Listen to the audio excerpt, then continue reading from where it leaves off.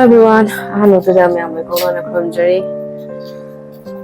Ma'am, Gassite, Jaundice Zari, but look at Obane, I husband Gaiga. Although I send a handagi, a room holdana, a day long tungana, a day Haksang is Wandari, but again, how good Babongam than a tan, a day repamunda. A lady Nahan Mandero, Jaundice Dauman, and I husband Tauraga, Jaundice Zari, but at Lure, a day Nassin Gassite. Thursday no meet ne Thursday no meet ngasi amuk chatoi ne bako Jaundice Zari ba painu ja ngasi amuk Jaundice Zari ba chatoi ne ngasi hakchang khara nungai re aduna ngasi vlog se namjarak pani bako adona handagi YouTube ta ai video thangata ba choka akuire aduna July 10 gi video ma khak aina jumda chatlu bagi da ngarang sema ka thangat ki bane na dai sung ngam dre ba hakchang cha da hoje khara ngame adai di hoje amuk vlog se ma ka thang pa haurage hoje se Jaundice Zari ba chatoi ne ada chatpagi vlog do hapcharake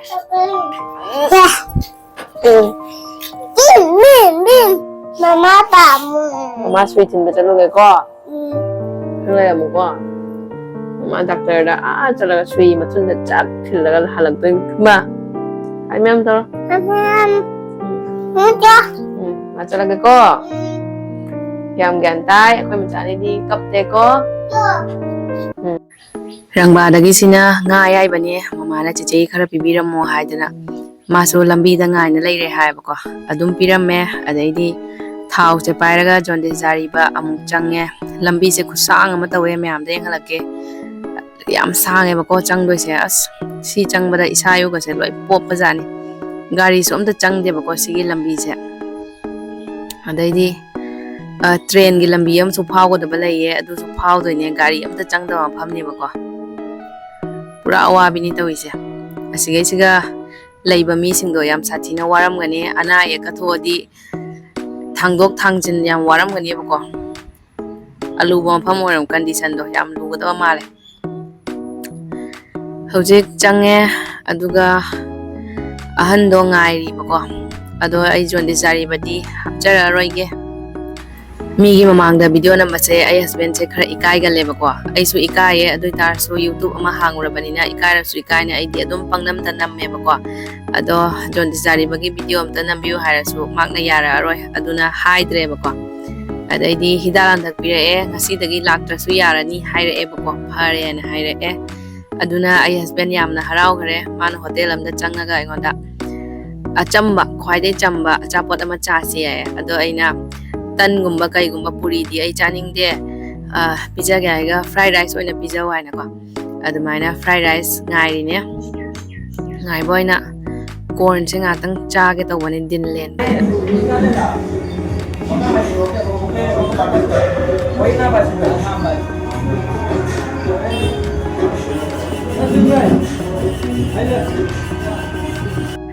Sida ahau badi yamna laiye ma'am makhal sure adubu chabadi yadrabanina upai leite yenga to e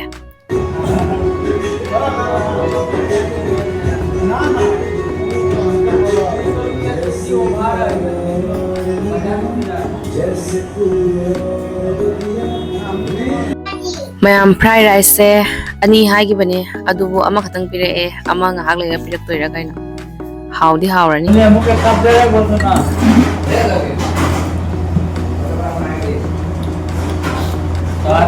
kilo का आखिर जाएगा तो बोला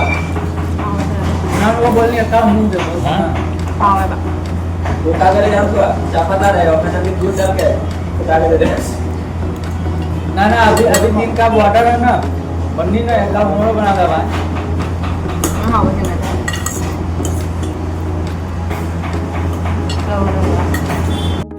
handagi fried rice na machu gitang yawra la e ha mai dudi machu yawte yam sathina hawe bako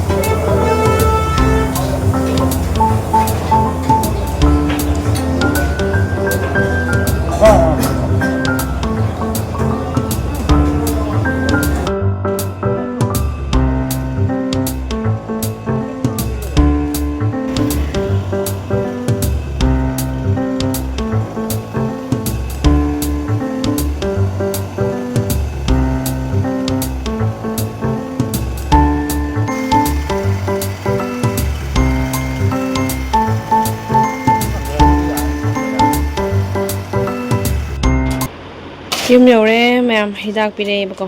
ꯑꯍꯟꯗꯨꯅ ꯃꯁꯥꯅ ꯃꯈꯨꯠꯅ ꯁꯦꯝꯕꯅꯦ ꯏꯆꯥꯅꯨꯄꯥ ꯌꯦꯡꯉꯨ ꯈꯣꯛꯀꯦ ꯃꯃꯥ ꯈꯣꯛꯀꯦ ꯑꯩꯈꯣꯏ ꯀꯀꯥꯒꯤ ꯗꯨꯀꯥꯟꯗꯒꯤ ꯃꯥꯒꯤ ꯂꯦꯁꯁꯦ ꯂꯧꯕꯤꯔꯛꯄꯅꯦꯕꯀꯣ ꯑꯩ ꯍꯁꯕꯦꯟꯅ ꯉꯁꯤꯗꯤ ꯖꯣꯟꯗꯤꯁ ꯅꯥꯕ ꯐꯔꯦ ꯍꯥꯏꯅ ꯑꯆꯝꯕ ꯑꯗꯨꯝ ꯕꯦꯁꯀꯤ ꯐ꯭ꯔꯥꯏ ꯔꯥꯏꯁꯇꯣ ꯑꯗꯨꯏꯗꯣ ꯆꯥꯔꯛꯄꯅꯦ ꯌꯥꯝ ꯁꯥꯊꯤꯅ ꯍꯥꯎꯋꯦꯕꯀꯣ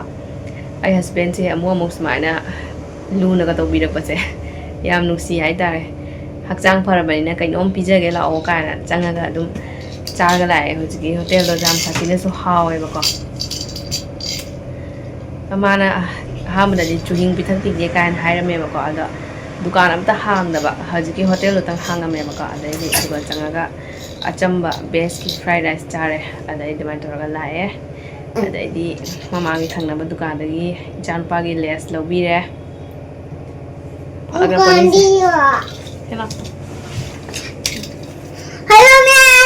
ꯅꯨꯡꯁꯤꯈ꯭ꯔꯄꯣꯠꯅꯤ ꯏꯆꯥꯅꯨꯄꯥꯁꯦ ꯀꯞꯄꯣꯠꯇꯦ ꯃꯃꯥ ꯆꯠꯈ꯭ꯔꯦ ꯍꯥꯏꯅ ꯆꯨꯞꯄꯣ ꯅꯨꯡꯁꯤꯠ ꯇꯧꯔꯁꯤ ꯅꯪ ꯕꯣꯡꯖꯥꯔꯣꯏꯗ ꯀꯣꯀꯣꯏ ꯆꯠꯂꯣꯏꯔꯣ ꯕꯣꯡꯖꯥꯔꯣꯏꯗ ꯏꯆꯥꯅꯨꯄꯥꯁꯦ ꯃꯥ ꯒ꯭ꯂꯦꯁ ꯆꯥꯗꯉꯩ ꯍꯧꯗꯣꯡꯁꯦ ꯄꯤꯖꯅ ꯇꯧꯔꯤꯁꯦ ꯍꯧꯗꯣꯡ ꯃꯄꯤꯁꯦ ꯂꯦꯁ ꯌꯥꯝ ꯄꯥꯝꯃꯦꯕꯀꯣ ꯏꯆꯥꯅꯨꯄꯥꯅ ꯄꯤꯖꯕ ꯇꯝꯕꯤꯔꯤꯅꯤ ꯂꯦꯁꯁꯦ ꯑꯃꯁꯨ ꯊꯣꯛꯂꯛꯑꯦ ꯁꯤꯒ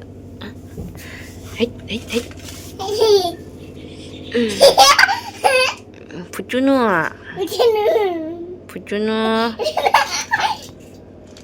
ꯒꯦꯅ ꯁꯛꯇꯣꯏ ꯉꯝꯖꯥꯅꯤ ꯐꯨꯆꯨꯅꯨ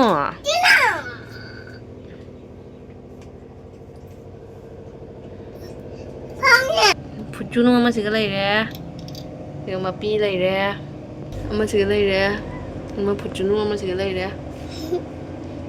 ꯃꯄꯤꯁꯦ ꯃꯆꯥꯁꯦ ꯑꯩꯈꯣꯏꯅ ꯄꯥꯏꯈ꯭ꯔꯅꯤꯅ ꯆꯤꯛꯇꯩ ꯇꯧꯏꯕ ꯑꯩꯈꯣꯏꯗ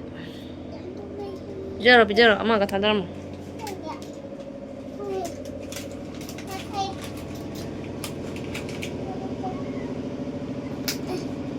ꯀꯤꯅꯕ ꯀꯤꯔꯤꯕ ꯏꯆꯥꯅꯨꯄꯥꯁꯦ ꯄꯤꯖꯅꯤꯡꯉꯤꯕ ꯀꯤꯅꯕ ꯀꯤꯔꯤꯕ ꯂꯨꯀꯣꯛ ꯄꯥꯟꯖꯤ ꯇꯥꯡ ꯒꯪꯒꯥꯗ ꯂꯨꯞꯄꯨꯔꯣ ꯕꯣꯕꯣꯟꯗ ꯐꯥꯎꯒꯠꯂꯣ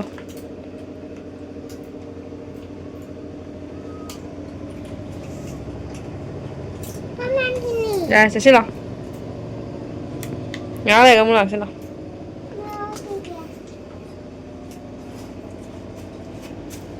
ꯄꯤꯔꯝꯃꯣ ꯂꯦꯁꯇꯣ ꯂꯣꯏ ꯄꯤꯔꯝꯃꯣ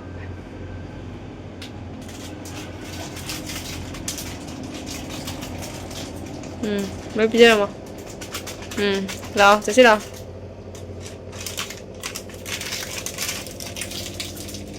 chao mèo chao